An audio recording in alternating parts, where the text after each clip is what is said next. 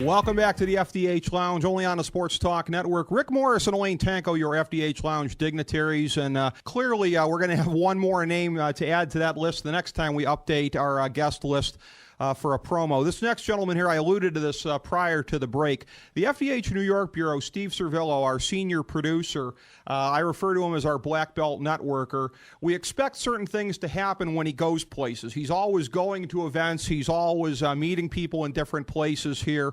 You don't expect just a chance encounter on the streets of NYC to end up with something here and something useful for the show, but that's exactly how it played out last week. I believe it was Friday. And in the course of this, you find out a little bit of something about the individual behind the name here, because this gentleman who's coming on with us here has really proven to be a gentleman in accepting our invitation and wanting to come on here and discuss his projects. He's got some really fascinating ones going on here, and his people have really been kind enough to help us in our prep, and we really appreciate that here as far as a little bit of guidance on what are the best things to talk about here tonight. I alluded to it again before the break.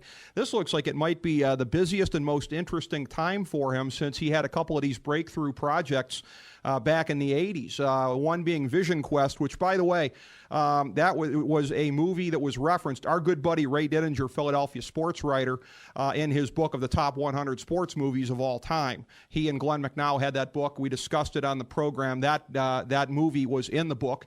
Of course, the other breakthrough movie in the 80s that really catapulted him, Full Metal Jacket, and he's got a fascinating project surrounding that now, and I think that's probably about where we're going to start tonight. I speak, of course, of actor-director Matthew Modine. Matthew, it's a pleasure to welcome you to the FDH Lounge, sir. How are you this evening? I'm doing very well. Thank you, Rick. It's so great to have you in. Let's on the streets of New York City. Yeah, how about that? And we really appreciate that, because I'll tell you what, I mean, not everybody is as nice as you were. Sometimes, people at a certain stature will big-time you, and you didn't. So as I say, we learned right off the bat that you're a gentleman, sir.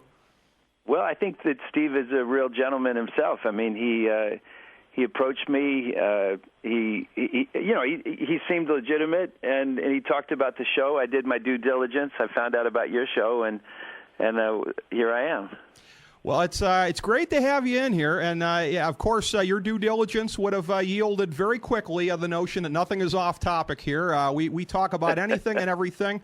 I'll put the scope up against anybody's, and that's what we love talking about with people who really have a lot of things going on. You most certainly do. Let's start with this Full Metal Jacket Diary project here. What a great way to expand beyond the book that you came out with a couple of years ago here and really build on those experiences. Talk about this iPad app that is being created right now through Kickstarter, because that has to just be a hugely exciting project for you. Yeah, a good friend of mine, Adam Rakoff, he used to work for Apple Computers, and he's just a genius. He's a really, really bright guy, and he asked me about if I'd be interested in turning my book, Full Metal Jacket Diary, into an app. And I said, well, how would you do that? And he explained it and how he really wanted to take, because the book was only, it was limited to 20,000 copies. I wanted to make a piece of art. You know, each book has a serial number on it, and the book sold out very quickly. So he said that he'd like to create an opportunity for people to experience the book in a completely new way, where it would be not just a flip book, but a book where it would be filled with sound effects and music, and for people to have the ability to zoom into the photographs that I took with a Rolleiflex camera. So the resolution on the photographs is incredible, and you'd be able to really look into details of the filming process that was extraordinary, just having the opportunity to work with Stanley Kubrick, but for Stanley to give me the opportunity to have photographed on his set is just an opportunity for people to look at Stanley's work in a way that's never been done before.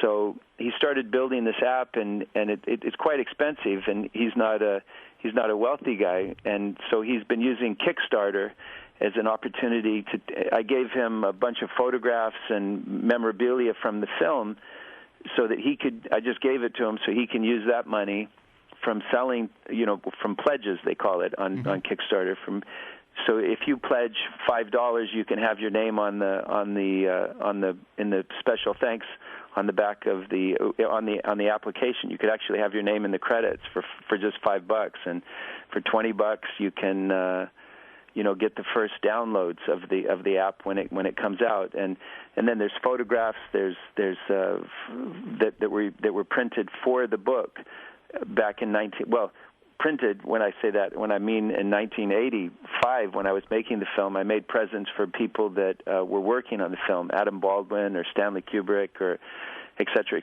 R. Lee Ermey, the drill instructor in the film, and I gave those photographs away as gifts. And when you get a print made, they'll give you 3 prints, so you can pick the resolution of if you want it a little bit darker, a little bit lighter.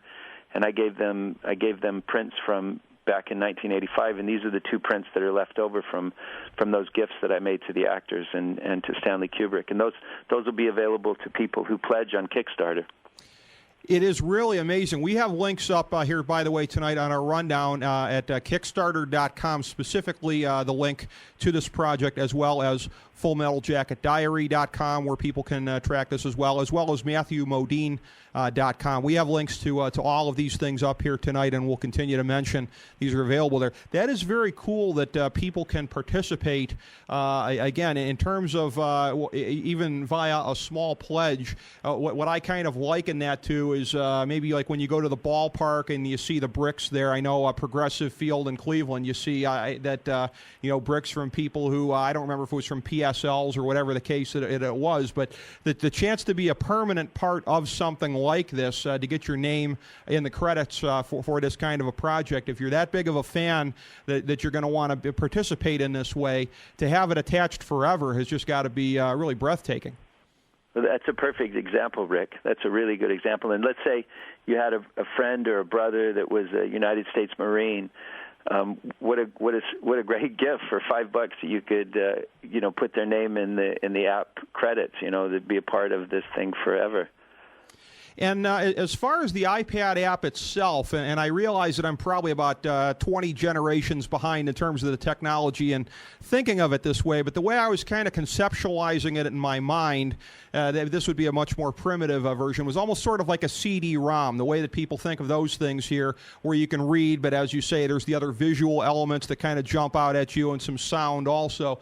It sounds like this would be just about the most finely tuned version possible of the way that people think of a CD-ROM. Yes, and the technology just keeps evolving, and that's one of the exciting things about applications is those people who have them on their phones and stuff like that, you often see that there's an update that's available for your app. And so for time and eternity, we might be able to continue to have the app evolve, collecting photographs from other people that worked on the film, different conversations and interviews. Because a book, when you make a book, you don't want to write a 1,000-page book if you can do it in 300 pages. And the thing about the app is that this can really be something that continues to evolve over time. Speaking with other people that worked on the film, with crew members that worked on the film, giving people the opportunity to hear from, let's say, a person who was in the prop department. How was it working with Stanley Kubrick different than working with all those other directors that you've worked with? It's very exciting to see what Adam's going to be able to do and how this application is going to evolve as he continues to build it. One of the things that also had occurred to me, Matthew, is that when you look at the legacy of the film, and I understand when you said you did the book that you wanted it to be something that would have been at a level that Stanley would have been proud of, and certainly a project like this as well, but it seems like that the movie, which was very important to your own legacy as far as helping really to take you up to that scale that you reached, and the movie being as important as it was in the history of cinema, this really adds substantially to the legacy of it, because as you're pointing out, this type of project, there's not really a direct precedent for it that I can think of as far as a celebration of it, as far as something that really adds to people's lasting appreciation of it, ability to participate in seeing what really happened behind the scenes and how it came together. This is something where when people think of Full Metal Jacket in the decades to come, they're as likely to think about something like this and the role that it may have played in spawning other imitators as they will maybe the film itself. Yeah, and that's just a testament to Stanley Kubrick's genius as a filmmaker. The film continues to have relevance today, and like most of Stanley Kubrick's films, that over time they continue to get better and better. I mean, I recently was on an airplane and they had 2001: A Space Odyssey on, and I watched it, and I felt as though it was the first time I've seen it, and I know that I've seen it probably 5 or 6 times since it came out, and I'm a different person, obviously, than I was, let's say I saw it 5 years ago, than I was 5 years ago, and so it means something different. And I remember Stanley saying something when we were making Full Metal Jacket, and we were together for almost 2 years. He said that a film should be like a great piece of music, that's something that you can listen to over and over again, and it should always be something that's interesting, and hopefully that it's a different experience, and you hear things in the music that you didn't hear on previous listenings, so that film should be something like that. And it was something that was really Stanley's gift with his film. I remember when The Shining came out, there was a lot of people who were dismissive of it, saying that it wasn't his best work.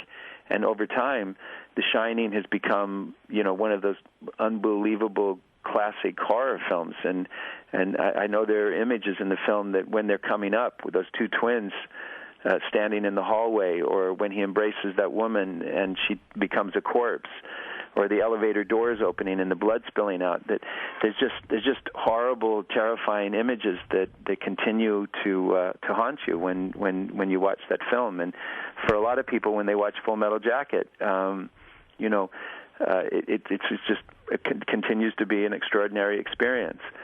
Stanley Kubrick's favorite review of the film, he said, was the first half of the film, that part with Lee Ermey and the drill, in boot camp. He said the first half of the film is brilliant. Then the film degenerates into a masterpiece.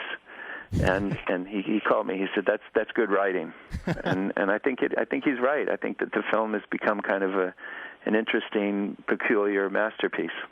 It has, and definitely, no question about it. This app is really going to do it proud. And again, I can say that I don't have an iPad yet, but this is definitely going to be very high on my to-do list when I get one, because I'm definitely going to want to see this and look at things in the different perspective. And speaking of perspectives here, I have to ask you what this was like, because you've been immersed in something here. It's just going to be hitting the screen on HBO, this Too Big to Fail movie based on the Andrew Sorkin book about the collapse on Wall Street in 2008. I mean, we're really still in that era. It seems like we haven't had all of the fallout, all the manifestations of this go, not least of which because the economy is still down from that point in time, and there's no guarantee that it's not going to get very bad again. So everything is basically attributable to where we started there. So for something like this, where there's really not a lot of historical distance, really distance of any sort, what was it like for you taking on this role, playing the Merrill Lynch CEO in the movie and portraying it in this period of the immediacy? Yeah, this is only the second HBO film that I've been involved in. The first one was And the Band Played On, which is about the search and discovery of the AIDS virus, and was obviously, when we made that film, that was a very topical subject as well. So it's really wonderful to be coming back to HBO and working on such an important project that's trying to look at and put things into historic perspective. And it almost right on the tail, of it having happened, like you say. It's very difficult to understand. I mean, finance was never one of my strong suits, nor was math. And when we think of things in billions and trillions of dollars of money that was lost, that was misplaced, that disappeared, it's unfathomable, the chaos of what was happening in the financial business in America, and has been over the last few years. It's very difficult for me to understand. But if I think of things, my father was a drive-in theater manager. At one point, he decided he wanted to get in the restaurant business. And the thing about, if I just think about business in America, small businesses in America, if you and I, let's say you and I, Rick, we opened up a restaurant, and we didn't manage the restaurant well. We didn't serve a good product, and people didn't come, and we couldn't pay our bills. We'd go out of business. Nobody would come and bail us out. And I think that that's the sort of backbone of free trade and capitalism and the way it's supposed to function. I don't know. So this idea of bailing the financial system out because it was too big to fail. I don't understand it. I'm sure that there's some great people who might call in right now and tell me why I'm wrong to think that it was too big to fail. But I don't understand it. Just from the perspective of, let's say, our restaurant that we opened, that we didn't do a good job and went out of business. Yeah, these things are very tough to wrap your mind around, and particularly with some of the sickening misconduct that took place and led up to it. I mean, and I guess that leads rather directly into the next question here as far as portraying John Thain, the former chairman and CEO of Merrill Lynch, and I understand that's your role in this movie is coming out. Great cast, by the way, from everything that I've read about this. Unbelievable cast. HBO did very, very well in assembling this here. Is it necessary for you to work to find at least a tiny bit of empathy for this guy in order to portray him properly, or is it a thing where sometimes you just go with it and okay, this guy really is the mustache twirling villain, and there's not really much that I can do to kind of shade it another way? How do you approach a character like this, a guy who apparently did such harm to so many? Yeah, I think probably most bad people don't think that they're doing bad things. Does a sociopath feel like they're a bad guy, or they look at the world and think that it's wrong and I'm right? I think that a lot of those guys that work in the finance trade, the closest thing that I could compare it to is, sort of legalized gambling. That having passed through Vegas many times when I was a little boy, we'd drive from Utah to California to see my grandfather. I asked my father, we go through, because you could feed your whole family. There were 7 kids in my family, and we'd go into a casino restaurant because breakfast was 15 or 20 cents. And he'd feed the whole family, and then we'd get back in the car and leave, because that was the incentive. They'd give you cheap breakfast so that you'd go into the place and start gambling. And so after 7 or 8 times over the years driving through Las Vegas, I asked my dad once, how come you never even put a nickel in a slot machine? And my dad dragged me out onto Sunset, the Strip. They called it not Sunset Strip, the Strip of Las Vegas, which was one street at that time. And he dragged me out there, holding me by my ear, and he said, "You see all this? This wasn't built by winners. Now get in the car." And he kicked me in the butt, and we went to Grandpa's house for Thanksgiving dinner. But that stuck with me, this idea that Las Vegas wasn't built by winners. And that kind of passion that people have for gambling, that addiction that people have for gambling, I think I don't think it's any different than what goes on down on Wall Street. I don't think that people make decisions about what's good for people. If you're the head of the tobacco industry and you have to answer to your stockholders, and show profit, and the profit means that there's more people that are smoking cigarettes, which is causing heart disease, which is causing cancer. How can you be that person that's the head of the tobacco industry, knowing that the increased sales is contributing to tremendous suffering of human beings that are dying from cancer and heart disease?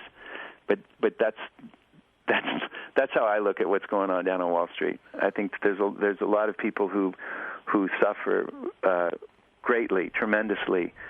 For a few people, a very, very small minority of people in this country who profit enormously.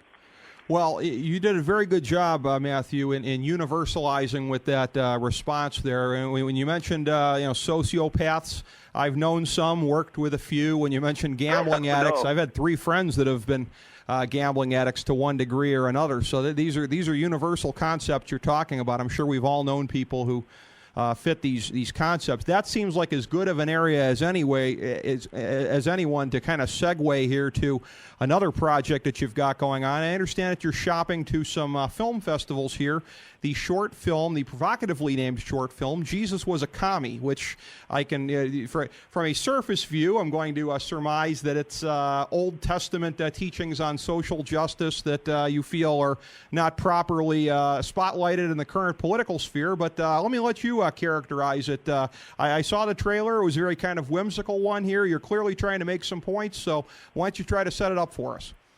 Well, it's a very difficult film to describe. Obviously, I've given it a very provocative title, Jesus Was a Commie. But I'm not religious. I think that Jesus was an extraordinary human being, and don't think I'm being blasphemous or wanting to cause pain. I mean, that's just my opinion. But I do think he was an extraordinary teacher and a person. I could compare him to other people over the history of people who have changed the way we behave and altered our consciousness, pushed us a little bit to the left. And if you look at the things that Jesus is supposed to have said and the things that he's supposed to have done, by definition of what communism means in the best sense, in the utopian sense, then by definition, I think that you could say that he was communist. Of course, communism didn't. The concept, the word, didn't exist when Jesus was walking the earth. But the film, in the bigger sense, addresses the tremendous challenges we face as human beings today. The environmental disasters that are happening all over the world, seemingly simultaneously right now, from Japan to the Midwest to our friends in the South here that are experiencing all this tremendous flooding. The Gulf, with the oil spills. I mean, we face tremendous environmental challenges right now. And what the film ultimately is saying is that these challenges are things that we have to address and face as human beings, that we can't look to a savior to save us from the problems that we face. It's up to us. It's up to each one of us as individuals to take steps. And as I say in the film, the final lines of the film is, if you do those kinds of things as well as Jesus did, you divide time. That this is a person who altered the consciousness of human beings on this planet, and there's a before him and an after him. The only other person I know who thought that he could divide time was Friedrich Nietzsche. Mm-hmm. He thought that there would be before Nietzsche and after Nietzsche, or Nietzsche, however you want to pronounce his name. But obviously he didn't succeed in doing it. It's a very provocative film, and I'm very, very proud of it. It's very interesting, and from a dialoguing perspective here, as I was looking at this, and again, cards on the table. I'm a free market guy, and if we were to speak of this in terms of the political spectrum, probably lining up opposite on a lot of stuff. And yet, Matthew, it comes down to me, I think, a matter of means of how to get there. I mean, I'm somebody that has a lot of distrust of centralized planning and the like, and clearly would like to see, in my own mind, some better solutions to the problems, but certainly solutions to the problems. So I don't qualify myself as a social Darwinist, and my guess is that there's not as many as people think on that score. But regardless, in terms of advancing your point of view, what are some things you think that can be done? And I'm sure that the movie addresses this a little bit, some things to sort of get the points across better to the middle, as far as folks who look at the social safety net in many instances, as the saying goes, in terms of being a hammock, because in some cases in the inner cities, it's been kind of a multi-generational thing here. That ultimately what it comes down to, in terms of biblical passages as well, about teaching people how to fish. So what are some things you think that your political point of view can do to better address that and to let people know that your real interest is in helping people be able to fish for themselves eventually? Well, I think it all begins with dialogue. It's choosing to... if we go back to the idea of he that is, or the person who's without sin cast the first stone, was a revolutionary idea. I mean, that's a story that comes from the Old Testament, that people would be stoned to death if they committed adultery. And then you have Jesus saying that the person who's without sin casts the first stone. And he awakens this kind of responsibility of, because we all make mistakes. And that's, so to bring that to today, where we live in a society of so much gossip and magazines that sell rumor and profit from rumor, that if we just lived that ideal, that if you're without sin, go ahead and criticize another human being, that sentence has the potential to change civilization. You know, if we lived up to that simple ideal. Well, it is very interesting in terms of trying to appeal to an idealistic point of view, and I certainly, even from my position on the spectrum, can respect that. I certainly consider myself an idealist. The one thing that I was thinking of additionally in terms of marketing for this thing, I understand the whole nature of grabbing people with a provocative title, but as somebody who growing up was aware that I had some relatives that were on the other side of the Iron Curtain, and I know that that's the case with countless numbers of Americans, the connotation of the word communist. What are your thoughts on that? As far as you had talked about the notion of addressing Jesus in that way, of potentially alienating people. It's interesting because that wasn't my first thought. My first thought was people for whom communist is a foul term because of everything that happened under Stalin, relatives imprisoned for decades in Eastern Europe. What are some of your thoughts on that, and what does the movie do to try to get past that notion of it and the application of communism in people's minds? And Lenin and even Fidel Castro. Mm-hmm. The film comes to a full stop when, and I say that now before you think that I'm attacking or condoning that kind of communism, I'm not. And the film comes to a complete stop, and it begins a dialectic about a utopian idea of communism and what communism represents. But the film by no means is advocating communism as a solution to the problems that we face. And make a very good, strong point of not advocating. It's what the film is a dialogue about opening people's minds up to a different way of seeing, just as though, using that stone parable again, is that if we live that parable, if we're without sin, cast the first stone. If we live that, we have the potential to change the way that we live. I grew up in Utah, and the education that I was receiving at that time was filled with fear of the yellow, I forget how they called it, the yellow threat, the yellow plague, the peril?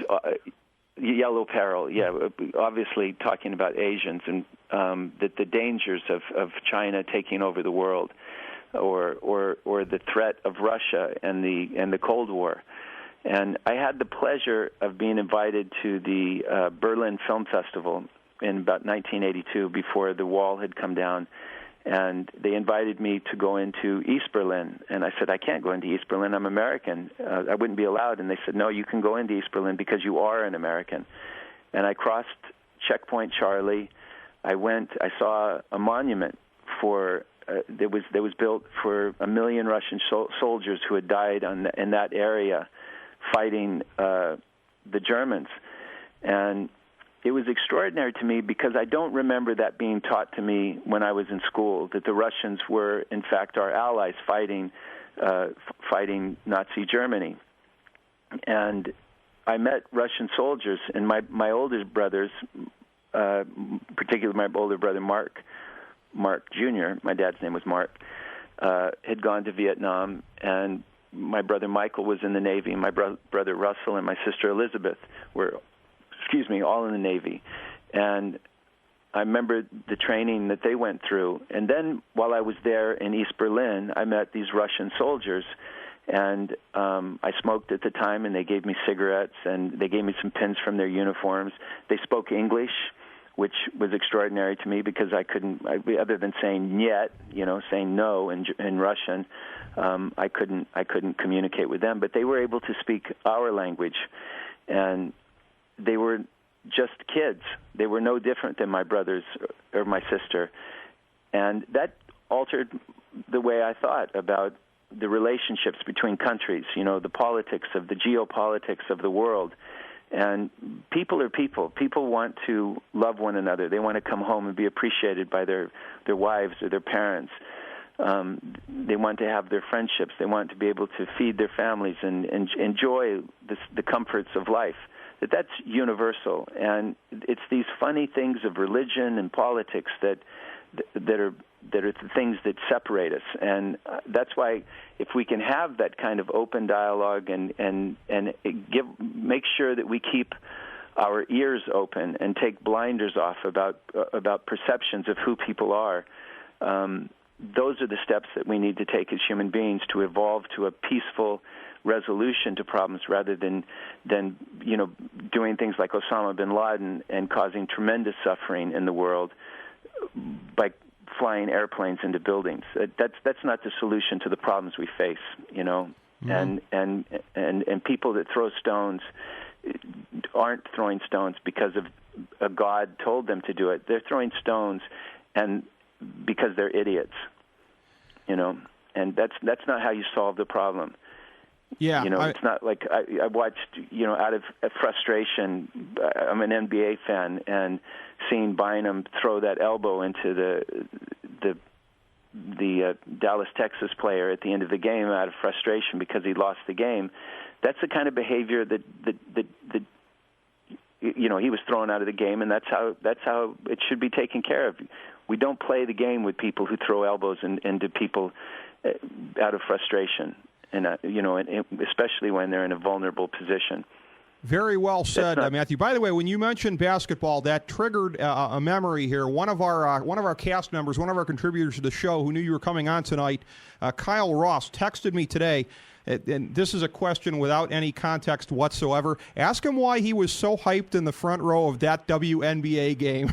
So no context to that whatsoever, Matthew. Do you have any idea what he might have been talking about? No, I don't know what he's talking about. But you know what? The women's basketball mm-hmm. is really fun, and I hope that it can continue to grow and get more fans, because it's a men's sport, and traditionally, I guess we could say, but the women play it with such passion and fervor that. It's a different game, obviously, than the way the men play. But at Madison Square Garden, there might be half the fans at a WNBA game than at an NBA game, but the girls in the audience are twice as loud and twice as passionate. Yeah, it's really fun. It's really fun. The fans that are there certainly are passionate. Well. Great stuff tonight, Matthew. Again, we really, there's so much we didn't even get a chance to hit here in this slot, so much TV and movie and stage work additionally. But if there's anything else that we didn't hit that we should have or we need to hit more substantially, please take it away. Yeah, no, I appreciate you talking about the Full Metal Jacket Diary app and Kickstarter. I met the man who owns Kickstarter. His name's Yancey. I think that what he's providing for people, giving young artists, young musicians the opportunity to raise money for projects.